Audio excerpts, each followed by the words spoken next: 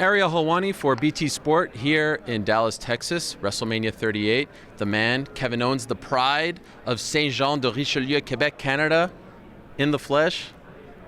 It's nice to meet you. So I'm from Maryville. I was born in Saint Jean, but I'll let it slide. Well, you say the pride. It's also the nicest thing you've ever said about me so far. I've heard some not true. Very different comments coming from you in the past, but it's okay. We're standing next to each other now, so I understand what you're doing. I want to try to squash the beef. Is it possible? Let's see.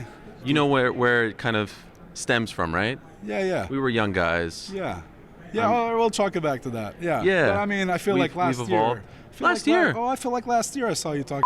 But No. About okay, what? if you say so. Actually, last year it was the rain delay at WrestleMania, and everyone had to improv. No, you had something nice to say then, but just a few weeks before that, I know you had some things to say about. But it's okay. Let's talk it out. Let's talk it out. You did some interview with somebody and called me a jobber, or they said I was a jobber and you agreed. So I remember that. But it's okay. That's Helwani. Helwani. I understand. Listen, I love them. I love the Montreal guys. Now we're friends. No. No, I get it. I'm here to extend the olive branch, if you will, because I always root for the Montreal guys. I always root for the. Let's use that as the olive branch. Is this the olive branch, or you could use it to wring my neck? No, is this it? Thank you. All right, I always pull for the Montreal guys. I always pull for the Quebecois. Yeah. I'm from Montreal as well. You know that. Yeah, Ville Montréal, represent. I know. So how did we get to this point? I don't understand. Well, it was the burger thing. I'm not from Montreal. Yeah. Hey. You don't represent Montreal. Well, I'm not from Montreal. I'm from Maryville. Right, but the province. Right. So, but I mean the expos. I love the expos. I get that. I know. I agree. Of course. So all right. Did you go to games back in the day? Yeah, of course. With my really? dad, all the time. Yeah. Which? Yeah, I tried to go.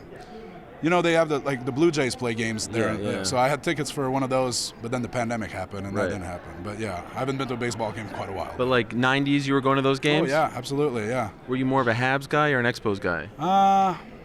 I feel like I went to see Expos a lot more than the Habs. Wow. But probably because the Habs tickets were always way more expensive. So yeah. You get $2 Expos tickets in the right field bleachers. Right. We have a lot in common. Yeah, we should actually be very good friends. Yeah, well, we'll see. Let's start from here. We have the olive branch or whatever that was, and we'll go from there. When's the last time you were in Montreal?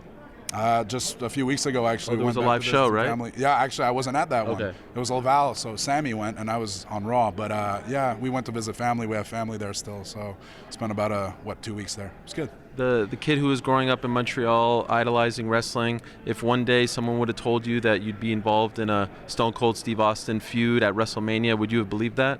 No. I mean, who would, right?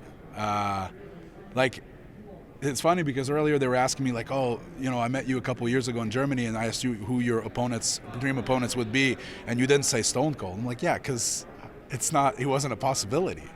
And, he's not necessarily my opponent on Saturday. He's going to be on the KO show, but seems like he's coming for a fight from every sign so far from him. But it's really surreal, man. I really can't put into words how big of a fan I was of Stone Cold and how big of an influence he was on my career, from giving me advice back in 2005 when I was on the independent scene to never stop running my mouth, which is funny because now if you look at the story we've had so far for this this WrestleMania moment, it's all about me running my mouth. So I'm really putting his advice into practice. But then, he put me on his podcast back in 2013 when I was still just an independent wrestler, and that gave me a whole other amount of exposure. Not long after that, I was signed by WWE, and he and I kept in touch. And then I asked him if I could use the stunner as my finisher, which he gave me his blessing for. So he's just had such an insane amount of influence on my career, and now to get to do this with him Saturday is truly surreal. Really can't say it enough.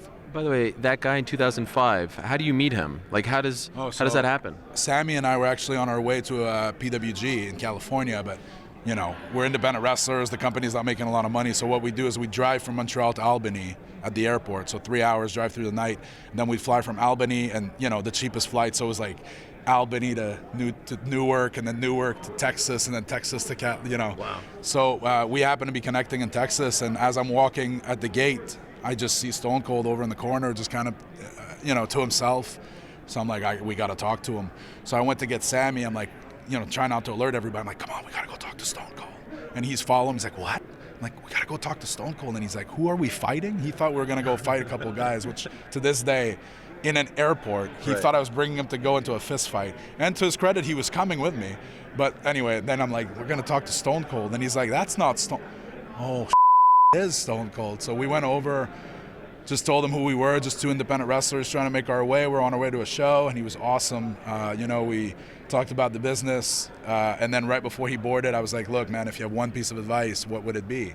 And that's when he told me, well, he actually, the exact quote, he looked at Sammy, and I guess by our body types, he could tell who's doing planchas and who's not, which surprisingly enough, I do them too. But he looked at Sammy and went, well, that plancha will kill you, so just never stop running your mouth. Just run your mouth. And man, did I take that advice to heart. Wow, what a tremendous story. That is amazing. And people are wondering, is this going to be the last thing on Saturday? Like, is this the quote-unquote main event? Feels that way to me. Yeah. I haven't had any kind of official word, but I really don't know what's bigger than Stone Cold Steve Austin at WrestleMania, so I think it should be. But regardless of where it is, what a moment, and I'm just so thrilled to be a part of it. Before I let you go, you recently re-signed with the company. Obviously, that was a huge story. People are going both ways these days, the forbidden door, all that stuff. How close were you to looking at what else is out there? Well, my contract was up in a few months, so obviously when you're under contract, you can't, there's just a limitation to what you can really do. But before it got anywhere near being over, it was made clear to me by WWE and Vince himself that they wanted me here. From that point on, this feels like a family. Beyond the locker room and the people I share time with on the road, there's the crew, there's the production team, there's the office staff. Like, all those people really do feel like family to me. So it felt very like I contemplated, like, okay, what would it be like not being in WWE anymore? And it didn't seem right just because of that. I wouldn't get to see those people all the time. So there was that aspect of it in my head. And then once Vince made it clear he wanted me to stay, it really didn't take long to come to an agreement, because once he said that, I felt like this is where I belong. So, yeah. Congratulations on that. Thanks, By the way, man. Earliest wrestling memory in Montreal? Like, did you go to one of those house shows at the Forum? January 12, 1996 was my first live event at the Forum. Bret Hart versus Diesel in a steel cage was the main event, but they didn't go on last. They went on right before intermission, which blew my mind. It was for the title. They're not last. Why? Yeah. Well, because Undertaker and Yokozuna went on last. Undertaker beat Yokozuna with a flying clothesline. Wow. Yeah, and the first match was Fatu versus Bob Backlund. They didn't touch each other for 15 minutes, and then Fatu rolled up Bob Backlund 1, 2, 3. Wow. So I have vivid memories of that show, as you can see. Yeah. You don't care, but my first one is 1991. Brett was my favorite against Mr. Perfect. Yeah. It was my birthday, and they went to Brett rolled on top of him, 1-2, and then it was time limit. Oh, and man. I was so mad. They won. It was a great so close, finish. so close. At the Forum, I was in the rafters. I want to apologize to you. You don't have to I'm sorry. apologize. Sometimes we do stupid things. I'm a huge fan, Thanks. and all that stuff I say is because I'm a huge fan, and we let our emotions get the best of us. So keep doing your thing, and I love the way you represent Montreal, Thanks. Quebec, the whole country. You're the man. I want to congratulate you on getting this moment with Stone Cold, because I know how much it means to you. Thanks, man. We'll go to an Expos game sometime. When they're back, I'll see you there. All right.